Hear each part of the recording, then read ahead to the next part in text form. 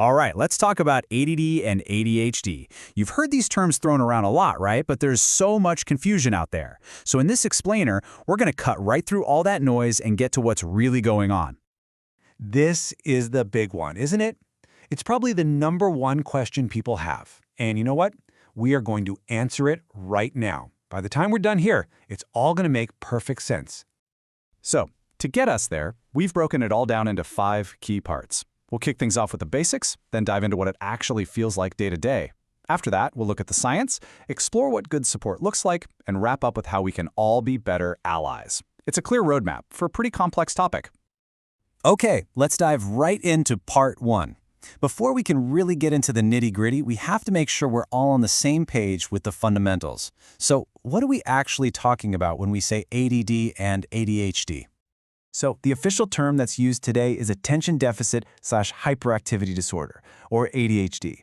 Now, the most important phrase here is neurodevelopmental disorder. That's just a sciencey way of saying it's about how the brain is wired and how it develops, specifically the parts that manage things like focus, planning, and controlling our impulses.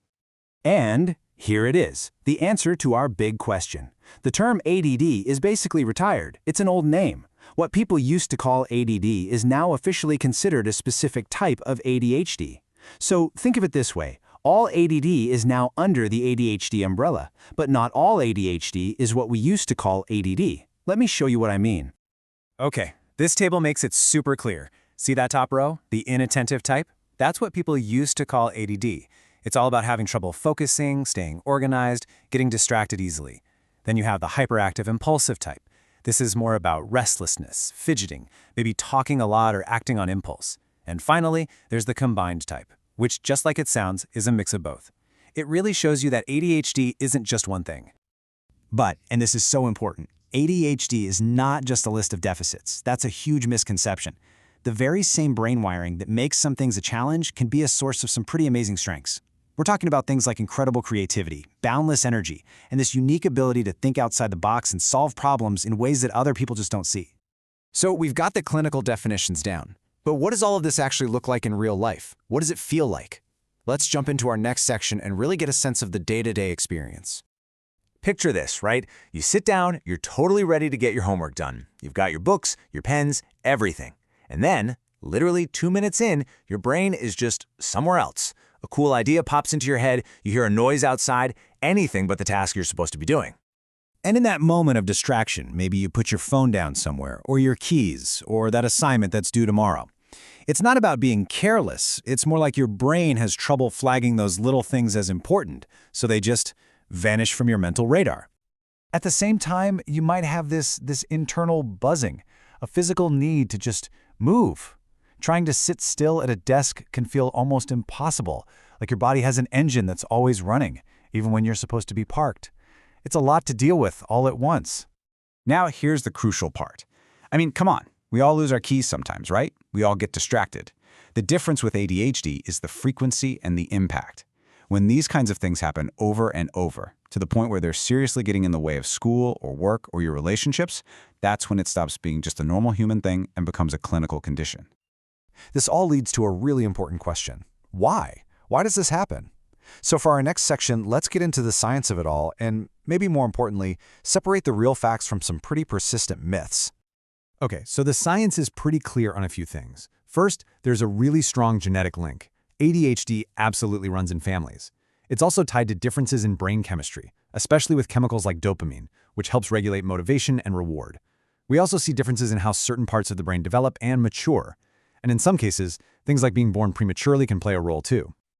So knowing what it is linked to is one thing, but it's just as important to be clear on what it is not caused by, because there's a ton of misinformation floating around out there. Let's just put these myths to bed once and for all. ADHD is not caused by bad parenting. It's not caused by eating too much sugar. And no, it is not caused by playing video games. Sure, things like diet and screen time might affect a kid's behavior, but they do not cause the underlying neurodevelopmental condition. That is a critical distinction. Now, with all of that said, here is the really good news. ADHD is totally manageable. So what does good, effective support actually look like? Let's dig into the strategies that help people with ADHD really thrive. A really key thing to understand is that there's no single magic bullet. The best support is almost always a combination of different strategies tailored to the individual. This could include medication to help balance out that brain chemistry we talked about, therapy to build practical coping skills, supports at school like getting extra time on tests, and simple lifestyle tools like using planners and getting regular exercise. It's all about building a personal toolkit for success. And that brings us to our final section, the role that we can all play in this. Whether it's your friend, your brother or sister, or a classmate, understanding how to be supportive can make a huge difference.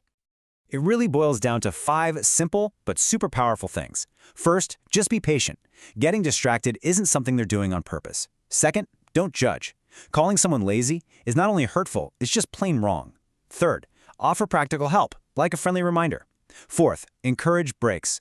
For them, getting up and moving around can actually be a tool for focusing. And last but definitely not least, celebrate their strengths. Acknowledge their amazing creativity, their energy, their unique way of looking at the world.